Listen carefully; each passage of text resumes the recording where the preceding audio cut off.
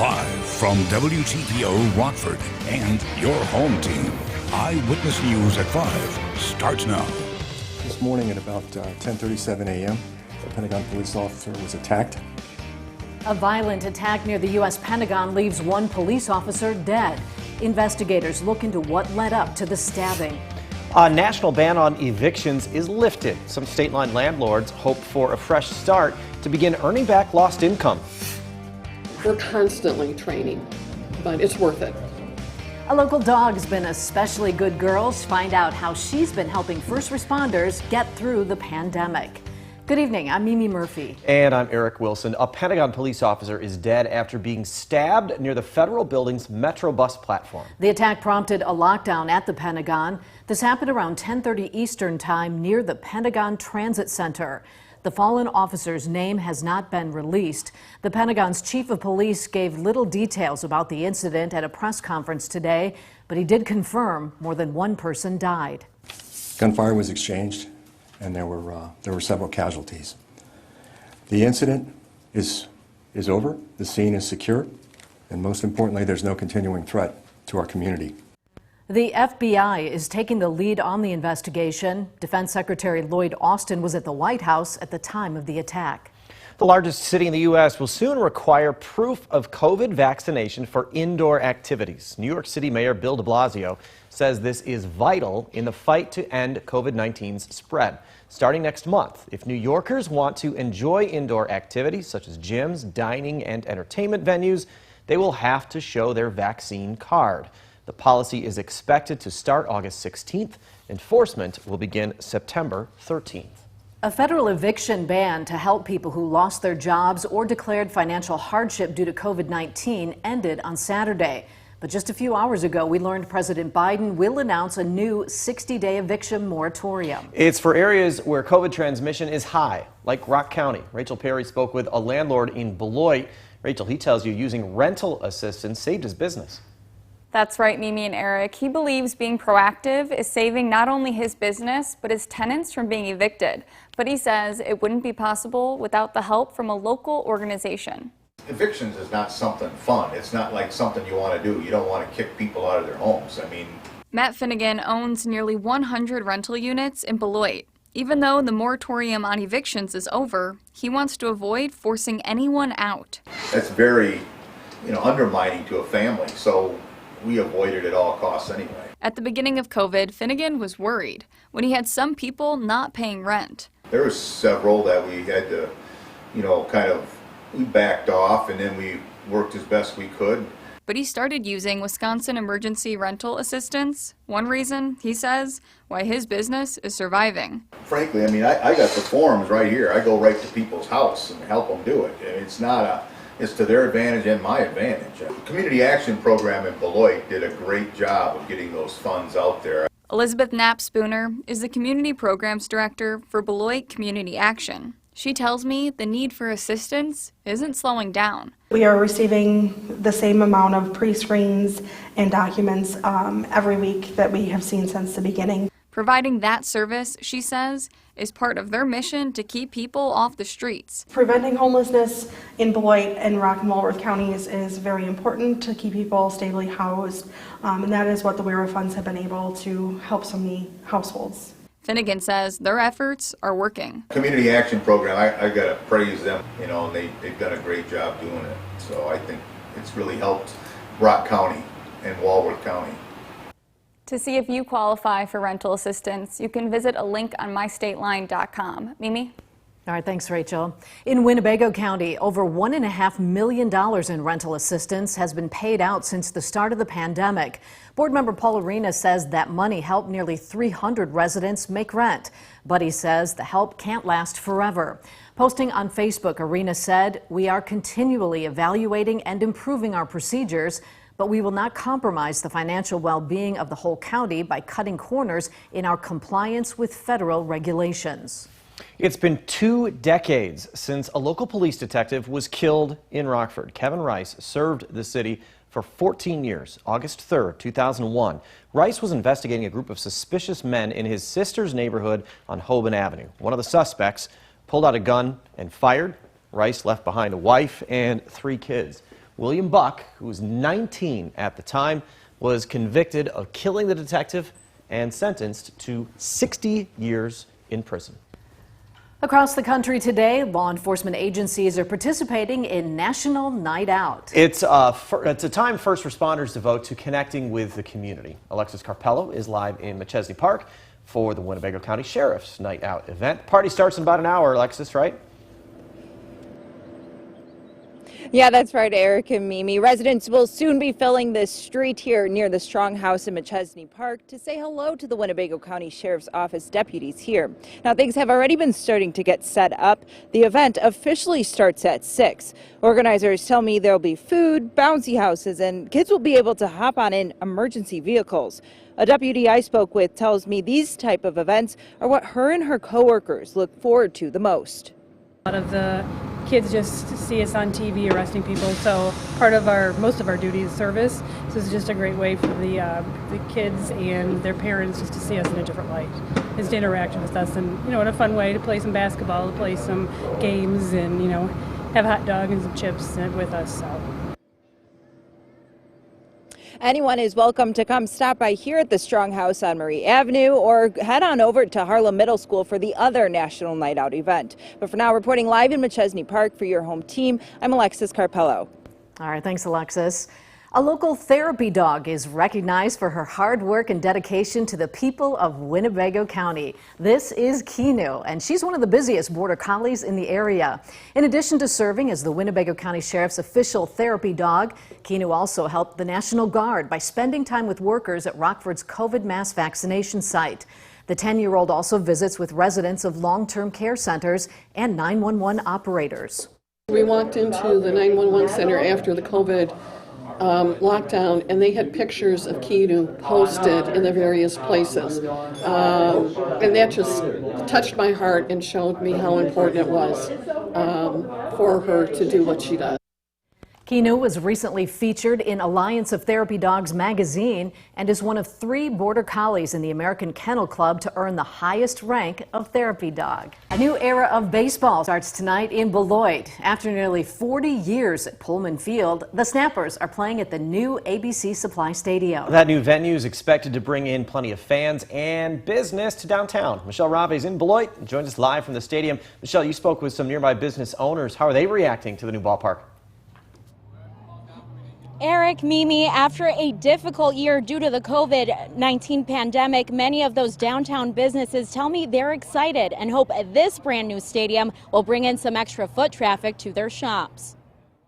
What a great place to be, downtown. Get candy from the candy store, pick up a great cup of coffee, grab a meal, go see the game, It's wonderful. I think it's a really family-friendly opportunity. ABC Supply Stadium is located in the heart of downtown Beloit, and many local business owners like Megan Warncheese say they're excited about the opportunities it will bring. Since Beloit has kind of up and come over the last few years and stuff like that, there's been some really amazing stores and restaurants coming in. I think the Snappers are just going to be an additional wonderful thing for the downtown. Hatley's Pub opened last year during the pandemic. We got open and we shut it right back down. We're very much looking forward to it, and we think it's going to be great for all the businesses downtown and bring more people down our way. So. The new stadium brings with it free downtown parking. Nikki Chadwick, owner of Walnut Creek Apparel and Gifts, says initially she had some hesitations. A little nervous about the parking situation, but I think it'll be fine. The weather's going to be nice. People will want to park further away to get their steps in, to walk to the stadium, and they'll pass a lot of cool stores along the way. The Beloit Snappers say they wanted to help increase foot traffic to local businesses. Is that it's a win-win for both of us, that we aren't trying to take away their business, we're trying to help their business as much as they're helping our business. It's a team effort here, right? So I'm hoping this will attract extra customers that will come, they'll support local, they'll shop local. We support our local community by putting back into the community. So, it's kind of a win-win situation.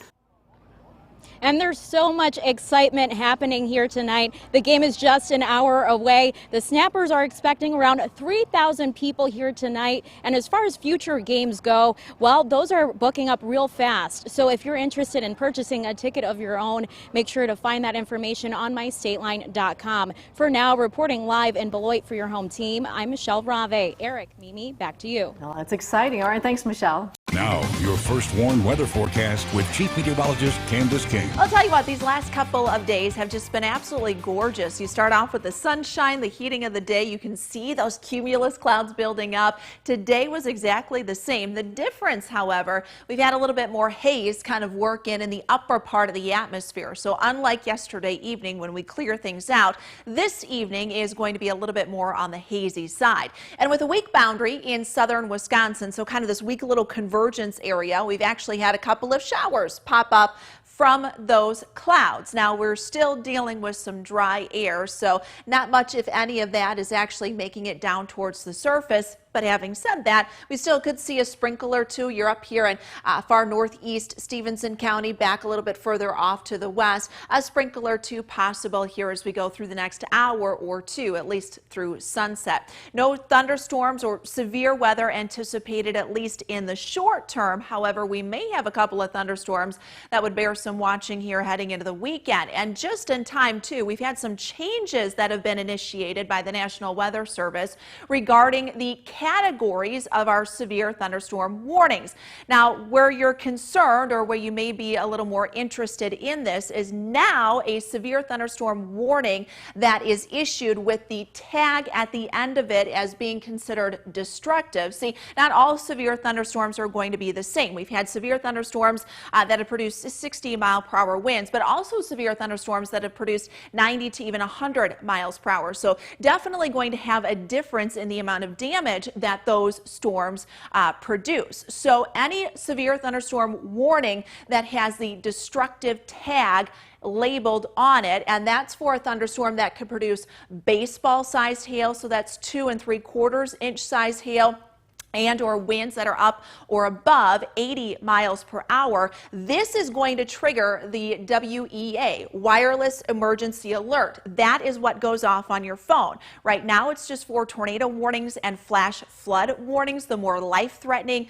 situations, but this will trigger that WEA. That's different than whatever weather app you might have on your phone.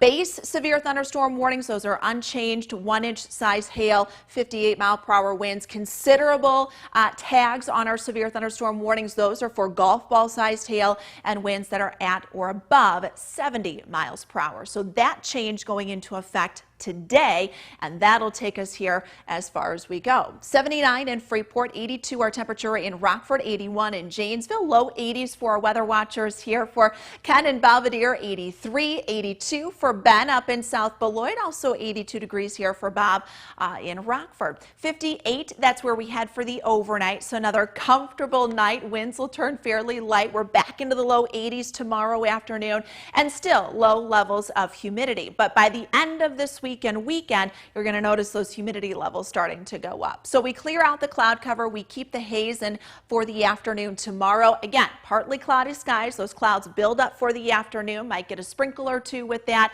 Little more cloud cover does come in, though, late in the day on Thursday. We might actually start to see that work in during the first half of the day on Thursday. That's with a system that'll work in Thursday night, and that could give us a chance for some thunderstorms as we head Thursday night into Friday. You'll just have to wait to see, guys, when we warm up into the 70s. There you go, or in the 90s, I should say. That'll be coming up for the weekend.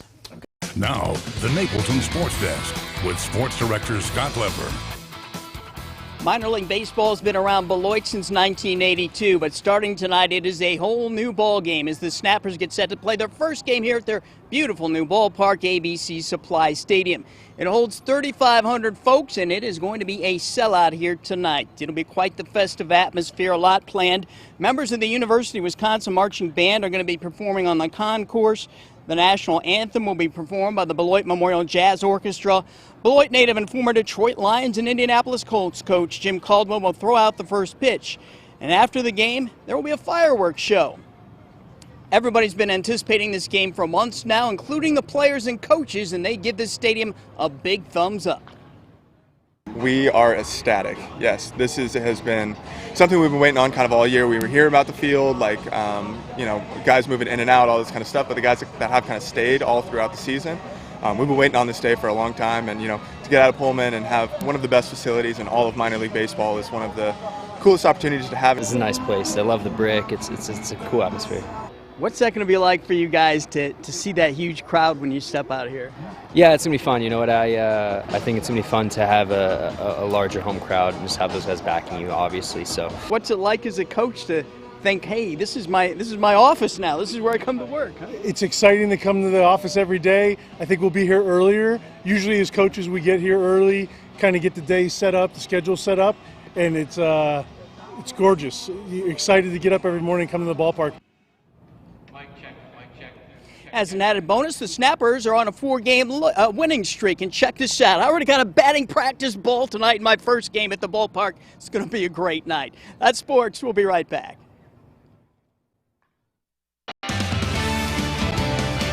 Candace will have a final look at the weather in just a moment. But first, here's a look at what's coming up on News Nation. Tonight on the Donlin Report, it's not a mask mandate, but is it a vax mandate? The new rule one city is implementing, and is the government overstepping its bounds with the decision? We'll explain tonight. Now here's Leland Vittert with a preview of On Balance. Thanks, Joe. Tonight, every day, we are getting more evidence of the Wuhan lab leak. How and why the New York Times may have helped cover that theory up. That's coming up tonight on Balance, followed by News Nation Prime. You can catch News Nation tonight on cable and satellite stations you see here. You can also head to newsnation.com. Our first warning, interactive radar brought to us by Rockford Auto Glass and More. We've got a couple of very light sprinkles, a light shower coming in across parts of northwest Illinois. Some thunderstorms forming along a lake breeze in southeast Wisconsin. Temperatures for us tonight will dip back into the 50s, right around 58 degrees. We're up to 84 for tomorrow. More of the same, hanging on to that isolated shower for the afternoon. Chance for thunderstorms moving in late Thursday, then into Friday. Weekend, we've got some dry time, but we have to watch this low pressure system coming in Saturday night and Sunday. That could fire off some thunderstorms, especially Sunday afternoon. Those would have the potential to be on the stronger side. Just a slight chance for Monday. You see, guys, those temperatures in the 90s early next week. All right. Thanks, Candace. And thank you for spending some of your time with us. Stay safe.